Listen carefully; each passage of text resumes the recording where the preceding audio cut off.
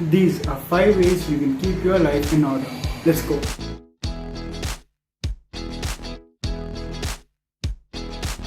The first step is to number your days.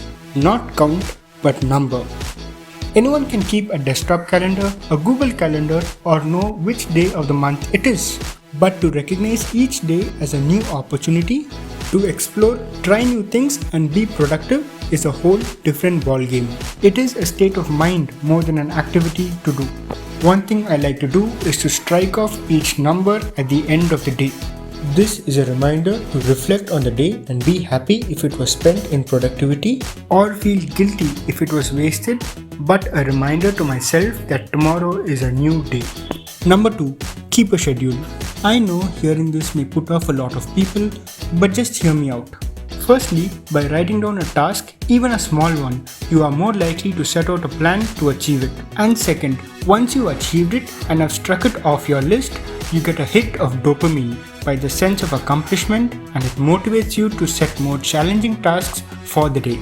All this is to say, keeping a to-do list is in fact a good thing. Number 3. Know what you need to sacrifice. Okay, now we get to the meat of the subject. For more context, read up on the marshmallow experiment conducted by Stanford, where a marshmallow was placed in front of young children ages 4 and 5. However, they were instructed not to eat it. If they obeyed, they would get a double portion later on. 40 years later, it was found that those children who waited patiently were more successful in life. This is called delayed gratification. It is no secret that we love to procrastinate, putting off doing a task at hand for a simpler one. For example, it is so much easier to binge watch a whole season on Netflix or scroll through our Instagram feed because we can forget all about our responsibilities rather than tackle them.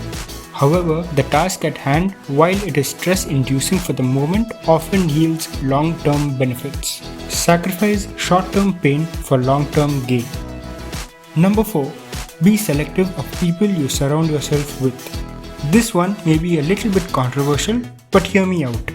We have probably heard this fact: your character is best defined by the 5 closest friends. Nothing is further from the truth.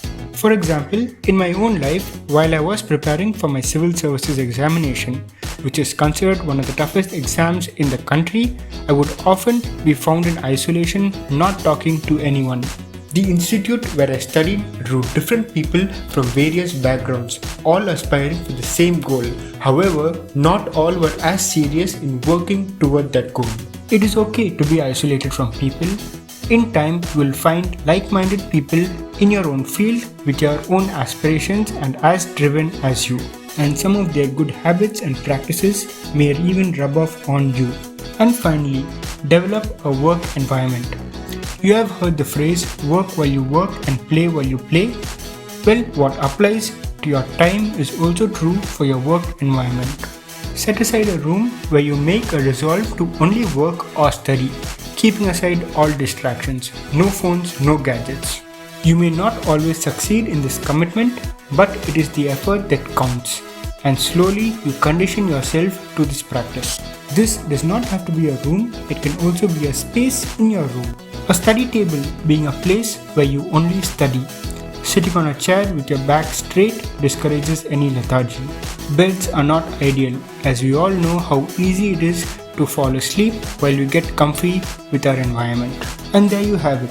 5 techniques I use to be more organized and productive. Do you agree with these techniques? What are some of the ways you keep yourself organized? Whatever it is, let me know in the comments below. If you haven't checked out part 1, links are in the description below and the title cards above. I'll see you on the next video.